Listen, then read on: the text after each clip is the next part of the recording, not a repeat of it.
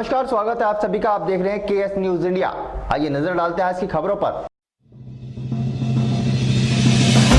सरकार द्वारा corona test के दाम कम करने के बाद जनपद के प्राइवेट लैब संचालकों ने बंद किया सैंपल कलेक्शन। कोरोना काल में जनता टेस्ट के लिए भी दर-दर भटकने को मजबूर। शनिवार को भी मुजफ्फरनगर में पाए गए 6 कोरोना संक्रमितों में से 5 शहरी क्षेत्र से। जनपद में कुल संक्रमितों का आंकड़ा पहुंचा 103 पर। शनिवार को मुजफ्फरनगर के मीरापुर में गलत इंजेक्शन लगने के कारण हुई 3 माह की बच्ची की मौत पर गुस्साए परिजनों ने आरोपी डॉक्टर व कंपाउंडर को जमकर धुना। शनिवार को मुजफ्फरनगर में खतौली क्षेत्र के गांव मठ करीमपुर में भाकियू तोमर कार्यकर्ताओं ने ग्रामीणों के साथ मिलकर क्षेत्र में चल रहा रेलवे का निर्माण कार्य रुकवाया। शनिवार को मुजफ्फरनगर नगर पालिका के ठेकेदारों ने अपना बकाया भुगतान दिलाने की मांग को लेकर नगर पालिका प्रशासन को सौंपा एक ज्ञापन। शनिवार को मुजफ्फरनगर में कांग्रेस कार्यकर्ताओं ने आरक्षण जारी रखने की मांग को लेकर राष्ट्रपति को संबोधित ज्ञापन जिलाधिकारी को सौंपा।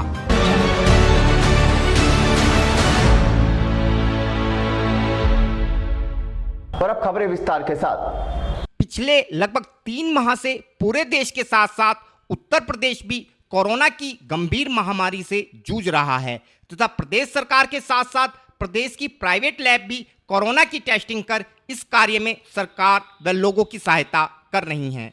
पिछले काफी दिनों से सरकार द्वारा प्राइवेट लैब में कोरोना टेस्टिंग के लिए निर्धारित 4500 रुपये की फीस को कम करने की मांग बड़े ही जोर शोर से उठ रही थी, जिसके बाद 19 जून को उत्तर प्रदेश सरकार ने इस मामले में सकारात्मक पहल करते हुए कोरोना टेस्टिंग के लिए प्राइवेट लैब में लिए जाने वाली 4500 रुपये की फीस को घटाकर 2500 रुपये कर दिया, जिसके बाद प्रदेश की आम जनता ने इस मामले में थोड़ा राहत महसूस की थी। लेकिन ये क्या कि जैसे ही सरकार ने टेस्टिंग फीस को कम किया तो सूबे की कुछ लैब के कलेक्शन सेंटरों पर सैंपल लेने वाले लड़के ही गायब हो गए। ऐसा ही कुछ नज़ारा शनिवार को मुजफ्फरनगर में भी देखने को मिला, जब कोरोना टेस्ट कराने के लिए परेशान एक मरीज के परिजन ने अपनी व्यथा हमारी टीम को बताई।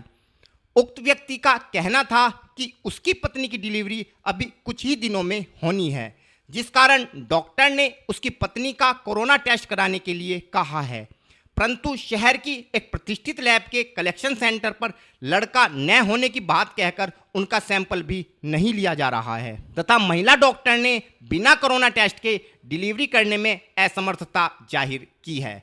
हालांकि शुक्रवार को इसी कलेक्शन सेंटर के एक रिप्रेजेंटेटिव ने उनसे पैसे कम होने की बात कही थी, जिस पर उन्होंने उक्त व्यक्ति से कहा था कि आप सैंपल ले लो, पैसों का कोई इश्यू नहीं है। लेकिन फिर उन्हें सैंपल बॉय न होने की बात कहकर सैंपल लेने से मना कर दिया गया। इस विषय में और अधिक जानकारी देते हुए पीड़ित व्यक्ति ने बताया। सर मेरा नाम राहुल शर्मा है। राहुल जी, आप यहाँ टेस्ट कराने के लिए आए हैं, क्या पूरा मामला था?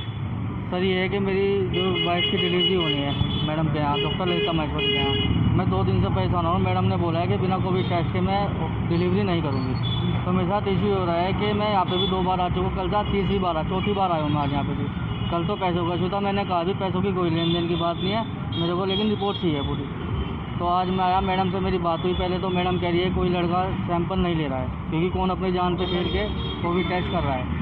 तो मेरा कहना ये है कि अभी जो कोविड टेस्ट अभी रिपोर्ट आ रही है वो कहाँ से आ रही है, बस मेरा कहना यही है। आपकी वाइफ का टेस्ट नहीं किया? नहीं, अभी कोविड टेस्ट मेरी वाइफ का नहीं किया और मेरे साथ इमरजेंसी है, मेरे को मंडे तक रिपोर्ट भी चाहिए थी। तो क्या चाहते हो आप, इनके खिलाफ कार्रवाई होनी चाहिए? कार्रवाई तो यही है कि इनसे प्रशासन से मांग की जाए कि इनको जो है कोविड टेस्ट ये करे मेरी वाइफ का, क्योंकि मेरी वाइफ ही नहीं बल्कि और भी काफ़ी लेडीज है जिनकी कोविड टेस्ट होने हैं, सब परेशान है मेरी तरह। वहीं इस मामले में कलेक्शन सेंटर पर उपलब्ध व्यक्ति ने सैंपल बॉय न होने का वही घिसा पिटा राग अल्पा। इनका कहने का मतलब है कि पैसों का इशू है कुछ? कोई इशू नहीं है पैसे का। 2500 रुपये चार्ज है, हमने 2500 बता रखे हैं। कल आपने और इससे हमने कोई भी इनको चार्ज कुछ नहीं बताया फालतू कोई इसी, और हमारे पास लड़का नहीं है तो हम कहाँ से प्रोवाइड करें? तो भैया मेरा कहना ये है कि पैसों की तो कोई बात है ही नहीं। पैसे 4500 के जगह 5000 ले लो, क्योंकि मेरे साथ इमरजेंसी बहुत ज़्यादा है इस टाइम। मंडे डिलीवरी है, उसके बिना वो मैडम करेगी। तो मेरे साथ प्रॉब्लम यही हो रहा है कि मेरे को जांच चाहिए अभी। आपकी वाइफ की डिलीवरी होनी थी जी। आपने पहले इनसे बात की थी इसकी? मैंने कल आया था भैया के पास में, तो कल क्या कहा था उन्होंने? कल भैया ने ये कहा था कि अभी पैसों का थोड़ा इशू चल रहा है गवर्नमेंट की तरफ से, क्योंकि न्यूज़पेपर में कल ऐड आया था योगी जी का भी कि 2500 फीस हो गई है 45%। उसके लिए मैं आया था, तो मैंने एक भैया से कहा भी था कि फ़ीस का कोई इशू नहीं है, क्योंकि मुझे कोई दिक्कत नहीं, मेरे साथ तो इमरजेंसी हो रही है बस। तो मैं मैडम के पास आया था, भैया थे नहीं यहाँ पर। मैडम का कहना ये है कि अभी कोई लड़का नहीं है, क्योंकि कोई भी सैंपल नहीं ले रहा है, अपनी जान पे खेल के कौन सैंपल देगा। नहीं, मामला क्या भैया, हमारे पास जब लड़का नहीं है तो हम सैंपल कैसे कलेक्ट करा के दें? जब लड़का ही नहीं है तो हम कैसे, हम अपने आप तो नहीं ले सकते ना। हमें तो अथॉरिटी भी नहीं है कि हम अपने आप सैंपल लें। लेगा तो लड़का ना, जो जिसको ट्रेनिंग होगी, जिसने कोर्स कर रखा होगा वही लेगा ना। अब लड़का नहीं है तो बताओ कहाँ से प्रोवाइड करेंगे? इनका कहना है पूछ ले 2 दिन से कहीं भी, मतलब पूरे मुजफ्फरनगर में से 2 दिन से कोई भी कलेक्शन नहीं हुआ। कहना ये भी है कि कुछ पैसे का इशू था। कोई पैसों का इशू नहीं था। कैसे पैसों का इशू हो सकता है? जब हमारे पास लड़का ही नहीं है तो हम कैसे करा के देंगे बताइए? हम अपने आप तो नहीं ले सकते ना। हमारे पास कोई सैंपल देने आ रहा है, हमें अच्छा लगेगा क्या मेरे वापसी भेजेंगे उसको? जैसे सरकार ने पहले ज़्यादा पैसे पे एकदम ऐसा कुछ नहीं, उससे कोई दिक्कत नहीं, कहीं तक भी कोई दिक्कत नहीं है। बट जब लड़का ही नहीं है तो कहाँ से ला के दें? खुद तो नहीं ले सकते ना हम, बताइए आप। कोई इश्यू नहीं है भाई, जो है 2500 रुपये, हम 2500 फालतू क्यों लेंगे? हमारा क्या मतलब, हम तो रसीद देंगे उसकी। जब इस मामले में हमारी टीम ने स्वास्थ्य विभाग के संबंधित अधिकारी से संपर्क करना चाहा तो उन्होंने इस विषय में कोई भी बात करने से ही इनकार कर दिया। अब कुल मिलाकर स्थिति यह है कि इस संकट के समय में आम आदमी कहां जाए। सरकारी विभाग में संक्रमितों के टेस्ट भी मामुश्किल हो पा रहे हैं तथा प्राइवेट लैब विभिन्न प्रकार के बहाने बनाकर लोगों का टेस्ट कर नहीं रही हैं, जिस कारण आम जनता कोरोना के अलावा अपने अन्य इलाज भी नहीं करा पा रही है। क्या देश व सूबे की सरकार इस ओर भी कुछ ध्यान देकर आम जनता को कुछ राहत प्रदान करेगी?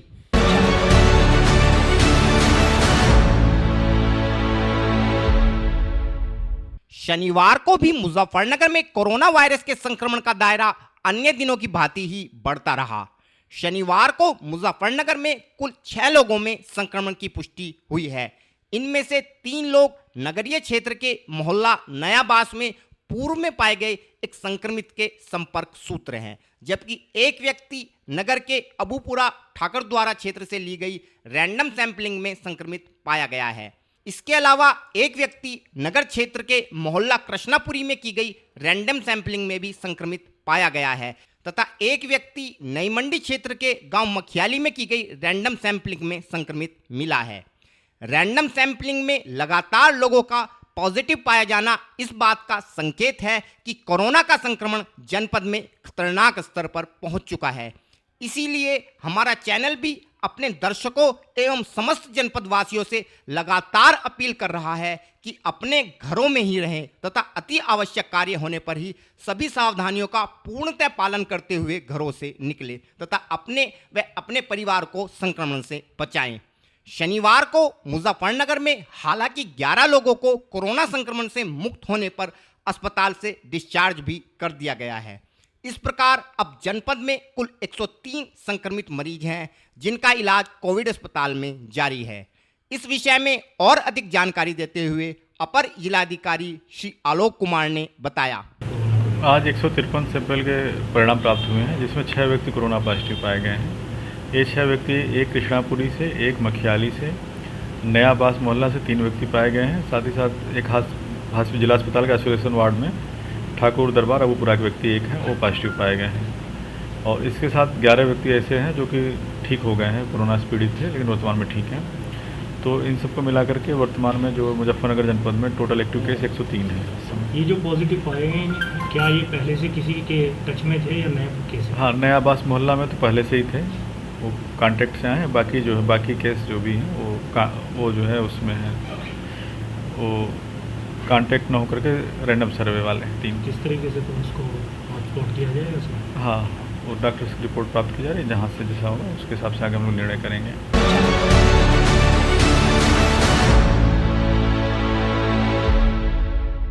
शनिवार को मुजफ्फरनगर के मीरापुर में एक डॉक्टर द्वारा 3 माह की बच्ची को गलत इंजेक्शन लगाने के कारण बच्ची की मौत हो गई। बच्ची की मौत के बाद बच्ची के परिजनों ने डॉक्टर के क्लिनिक पर हंगामा करते हुए डॉक्टर व उसके कंपाउंडर की जमकर पिटाई कर दी। हंगामे की सूचना के बाद मौके पर पहुंची पुलिस ने डॉक्टर को बच्ची के परिजनों से छुड़ाते हुए हिरासत में ले लिया। हमारे चैनल को मिली जानकारी के अनुसार शुक्रवार को मीरापुर के मोहल्ला पंजाबी कॉलोनी निवासी करुण कुमार की 3 माह की बच्ची वृंदा की दस्त लगने के कारण तबीयत खराब हो गई थी, जिसके बाद बच्ची के परिजन उसे इलाज हेतु मीरापुर के हैप्पी चाइल्ड केयर सेंटर पर लेके गए थे, जहां क्लिनिक पर मौजूद डॉक्टर ने बच्ची को ड्रिप व इंजेक्शन लगाने के बाद उसे वापस भेज दिया था तथा बच्ची के परिजनों को पुनः शनिवार को दिखाने के लिए कहा था। शनिवार को जब बच्ची के परिजन उसे लेकर डॉक्टर के क्लिनिक पर पहुंचे तो डॉक्टर ने अपने कंपाउंडर से बच्ची को एक इंजेक्शन लगवाया। बच्ची के परिजनों का आरोप है कि इंजेक्शन लगते ही बच्ची की मौत हो गई तथा चिकित्सक ने आनन फानन में बच्ची को गंभीर बताते हुए मुजफ्फरनगर के लिए रेफर कर दिया। जब बच्ची के परिजन बच्ची को लेकर मुजफ्फरनगर के एक चिकित्सक के यहाँ पहुंचे तो चिकित्सक ने परिजनों को बताया कि इस बच्ची की मौत तो लगभग 1.5 घंटा पूर्व हो चुकी है, जिसके बाद बच्ची के परिजनों ने मीरापुर पहुंचकर डॉक्टर के क्लिनिक पर जमकर हंगामा किया तथा डॉक्टर व उसके कंपाउंडर की जमकर पिटाई कर दी। इस विषय में जानकारी देते हुए मृतक बच्ची के एक परिजन ने बताया। मेरा नाम मनोज कुमार। क्या मामला हुआ है? मामला ये है सर, मेरी पोती थी वृंदा, उसकी 4 महीने की बच्ची थी, उसकी तबीयत ख़राब हुई थी। कल सुबह हम डॉक्टर कुमार ये कमल विश्वास जो हैं इनके यहाँ पे लेके गए। उन्होंने कल पूरे दिन उसका ट्रीटमेंट किया। उसके बाद शाम 9 बजे उन्होंने हमें कह दिया आप ले जाओ, कल सुबह लाना। सुबह जैसा हम उसके पास लेके गए, उसने इंजेक्शन दिया। मेरी जो भाभी जी थी वो लेके गई थी, उन्होंने इंजेक्शन दिया। इंजेक्शन देने के बाद तुरंत लड़की की तबीयत बिगड़ गई और डॉक्टर ने खुद अपने पास से ही गाड़ी बुलाई, कहने लगे आप इसको तुरंत ले जाओ, इस लड़की की तबीयत ज़्यादा ख़राब हो गई है, इसे सांस अंदर की तरफ ले लिए हैं, आप इसे बाहर ले जाओ। भाभी जी ने हमारे पास फ़ोन किया। जैसे हम पहुँचते वहाँ पर गाड़ी हमें तैयार मिली, हम गाड़ी भी नहीं बुलानी पड़ी और उसको लेकर हम डॉक्टर गिरीश के यहाँ पहुँचे। डॉक्टर गिरीश ने देखते ही कहा लड़की को ख़त्म हुई भी 1.5 घंटे से ज़्यादा हो गया। परिजनों द्वारा हंगामे की सूचना पर मीरापुर पुलिस ने मौके पर पहुंचकर आरोपी डॉक्टर व कंपाउंडर को हिरासत में लेते हुए परिजनों को समझा बुझाकर मामला शांत कराया।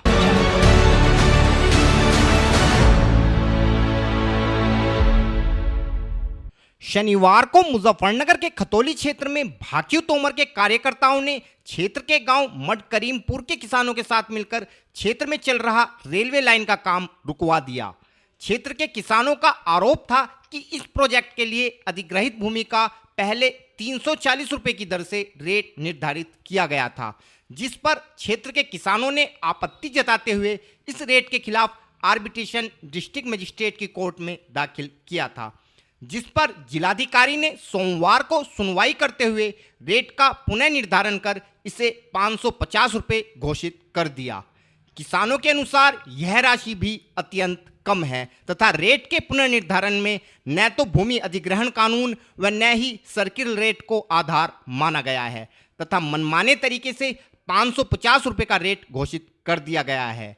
अतः क्षेत्र के सभी किसान इस रेट का विरोध करते हुए यहां रेलवे का कार्य नहीं होने देंगे तथा प्रशासन से इस मामले में पुनः सुनवाई कर इस जमीन का मूल्य सर्किल रेट के अनुसार 2200 रुपये की मांग करेंगे तथा 1 किलोमीटर के रेलवे ट्रैक पर धरना देते हुए 29 जून से एक आंदोलन शुरू करेंगे। व यदि प्रशासन ने किसानों को जबरदस्ती उठाने का प्रयास किया तो किसान अपने साथ साथ उठाने वाले व्यक्ति के ऊपर भी मिट्टी का तेल छिड़ककर आत्मदाह करेंगे। इस विषय में और अधिक जानकारी देते हुए भाकियू तोमर के पदाधिकारी विशाल अहलावत ने बताया।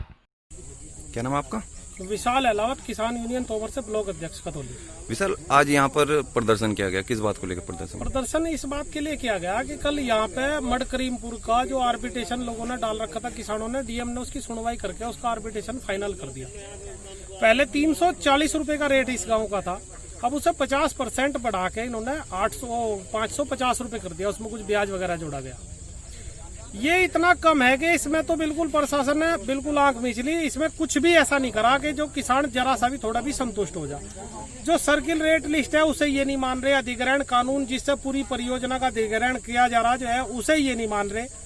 और अगर पूछ रहे जी क्या आधार माना गया, बोला कोई आधार नहीं माना गया, जो हमारी मर्जी में आया वो हमने बढ़ा दिया। अब आप लोगों ने क्या डिसीजन लिया है यहाँ पर? डिसीजन ये लिया कि काम तो यहाँ चलने का कोई मतलब ही नहीं जब तक किसान को पूरा पैसा नहीं मिल जाता। अब ये सीधी सीधी चेतावनी हमारी ये है, आने वाली 29 तारीख में दिन सोमवार, अगर यहाँ पे इन्होंने सुनवाई उसकी दोबारा करके मड करीमपुर का जो रेट बैठना चाहिए, जो कि 2200 रुपये बैठ रहा, अगर नहीं करते तो फिर यहाँ लेके 1 किलोमीटर के ट्रैक पे फाटक से लेके इधर तक किसान यूनियन तोमर और सारे किसान अपने हाथ में मिट्टी तेल पेट्रोल की कैन लेकर बैठेंगे और तब तक नहीं हटने के जब तक इसका जो है सुनवाई हो नहीं जाती है। अगर प्रशासन जबरदस्ती हटाने की कोशिश करेगा तो किसान आत्महत्या खुद नहीं करने का, जो हटाने जाएगा पहले उसकी गोली भरेगा और मिट्टी तेल छिड़क कर आग लगाऊंगा। अब किसान अकेले नहीं मरने का। क्या पूरा मामला? अभी जो सूचना एसडीएम खतौली से मिली है उसमें ये बताया गया है कि कुछ किसानों ने जो है रेलवे जो डीएफसीसी का प्रोजेक्ट था उसका काम रुकवा दिया है। इस संबंध में बताना चाहेंगे कि 2016 से लेके और आज तक जो एसएलओ के अवार्ड में किसानों को भुगतान हुआ था उसमें जिन ग्रामों में किसानों को अपने मुआवजे को लेकर आपत्ति थी उन्होंने जिलाधिकारी महोदय के न्यायालय में एज ए आर्बिट्रेटर, जो चूँकि जिलाधिकारी महोदय आर्बिट्रेटर होते हैं, उनके न्यायालय मुकदमा आयोजित किया था। जिलाधिकारी महोदय ने उसमें आदेश पारित किए हैं और वो आदेश अभी 3 गाँव के आदेश पारित हो चुके हैं, चूँकि लॉकडाउन में कोर्ट बंद थी और आदेश पारित किए जा चुके हैं और उसमें 9 गाँव की सुनवाई हो चुकी थी। अभी तक किसानों की समस्या ये थी कि हमारी सुनवाई नहीं हो रही है। जिलाधिकारी महोदय ने संज्ञान लिया था इसका और अपनी कोर्ट में 9 गाँव की सुनवाई करके इसमें 3 गाँव के आदेश पारित कर दिए हैं। उनको उनका अनुमन्य उन्हें जो भी रेट उनको अनुमन्य मिलना चाहिए था, क्योंकि इस समय सर्किल रेट नहीं बढ़ सकता है, वो शासन के निर्देश हैं कि सर्किल रेट को नहीं बढ़ाया जाएगा। जिलाधिकारी महोदय ने जो भी उनकी आपत्तियां थी उनका निस्तारण करते हुए उसमें एक आदेश पारित किए हैं। यदि इसमें किसी किसानों को यदि कोई आदेश से आपत्ति है तो उनके पास अपील करने का अधिकार निहित है, वो अपील कर सकते हैं। पहले भी जो भी जिलाधिकारी महोदय ने आदेश किए, यदि कोई किसान क्षुब्ध होता है तो एक प्रक्रिया होती है, वो अगले न्यायालय में इसकी अपील कर सकता है। किंतु ये किसान जो हैं वो ये बात को समझ नहीं रहे हैं कि जो आदेश जिलाधिकारी महोदय ने रेट बढ़ाने को किया है वो उनके हित में किया है और उससे उनको 4 साल का उसमें ब्याज भी मिल रहा है, जो बढ़ा हुआ रेट है वो भी उनको मिलेगा। किंतु किसानों की अपनी अपनी अलग तरीके की आपत्तियां हैं और चूंकि जिलाधिकारी महोदय ने आदेश कर दिया है, अब उनके पास अपील का रास्ता है। कोई धरना प्रदर्शन से जो है किसी भी न्यायालय में आदेश में कोई बदलाव नहीं होगा। सर, धरना प्रदर्शन क्या होगा?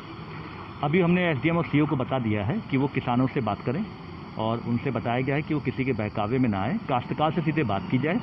जो भी आदेश हुए हैं उनको जो भी अनुमन्य रेट उनको मिले हैं उनके बारे में एसडीएम साहब बताएं जाके, और यदि कोई व्यक्ति क्षुब्ध है तो उसके लिए न्यायालय का रास्ता खुला हुआ है, वो अपने न्यायालय में अपील करके अपना अंतोष प्राप्त कर सकता है।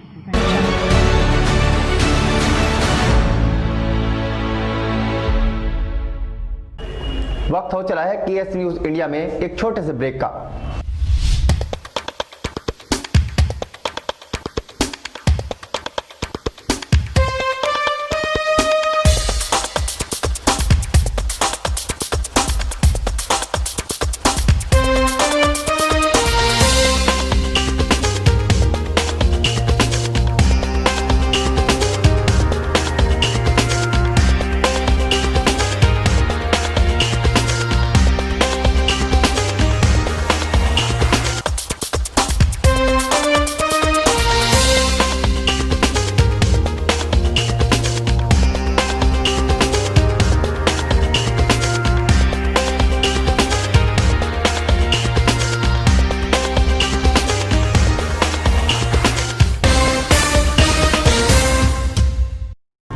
ब्रेक के बाद आप सभी का स्वागत है। शनिवार को मुजफ्फरनगर में नगर पालिका के विभिन्न कार्यों को करने वाले ठेकेदारों ने अपने बकाया पैसे के भुगतान की मांग करते हुए एक ज्ञापन पालिका प्रशासन को सौंपा। इन ठेकेदारों का कहना था कि पिछले लगभग 3 माह से पालिका द्वारा किसी भी ठेकेदार को कोई भी भुगतान नहीं किया गया है, जिस कारण सभी ठेकेदार भी अपनी लेबर को कोई भी भुगतान करने में असमर्थ है तथा ठेकेदार व उसकी लेबर दोनों के सामने गंभीर आर्थिक संकट आन खड़ा हुआ है। इन ठेकेदारों का कहना था कि एक तरफ तो सरकार लोगों से गरीब मजदूरों को रोजगार देने की अपील कर रही है, वहीं दूसरी ओर रोजगार देने वाले ठेकेदारों का भुगतान नहीं हो पा रहा है, जिस कारण मजदूर भूखों मरने के कगार पर हैं। इस संबंध में वो लोग जनपद के प्रशासनिक अधिकारियों व मंत्रियों से भी गुहार लगा चुके हैं, लेकिन सभी जगह से आश्वासन के अलावा कुछ नहीं मिल सका है। इस विषय में और अधिक जानकारी देते हुए एक ठेकेदार ने बताया, ये आज इसलिए ज्ञापन दिया जा रहा है, ज्ञापन हमने पहले भी दिया था। लगातार लगभग 3 माह से किसी भी ठेकेदार का किसी भी प्रकार का कोई भी भुगतान, चाहे वो पालिका निधि से हो, चाहे वो राज्य वित्त से हो, चाहे वो 14 वित्त से हो, चाहे वो आवासना विधि से हो, किसी प्रकार का कोई भुगतान नहीं किया गया है। हमारे पीछे इतने लेबर पीछे पड़ी हुई है, उनकी भी हमारी जिम्मेदारी है पैसा देने की। एक तरफ सरकार कह रही है जो गरीब मजदूर है उनको रोजगार दो, जब हमारा पैसा नहीं होगा हम गरीब मजदूर को कैसे रोजगार देंगे। लगातार जिला प्रशासन से भी मिलते रहे, ईओ साहब से मिलते रहे, हमेशा यही आश्वासन दिया कि 2 दिन में भुगतान हो जाएगा, मगर कोई भुगतान नहीं किया गया। जनप्रतिनिधि श्री कपिल देव अग्रवाल जी से भी मिले, माननीय श्री मंत्री जी से मिले, उन्होंने भी कहा कि आपकी समस्या का समाधान कराया जाएगा। आप क्या चाहते हैं? हम ये चाहते हैं सभी ठेकेदारों का, चाहे वो 14 वित्त का भुगतान हो, चाहे नगर पालिका फंड का हो, चाहे अवस्था निधि का हो, हमारा तुरंत भुगतान कराया जाए।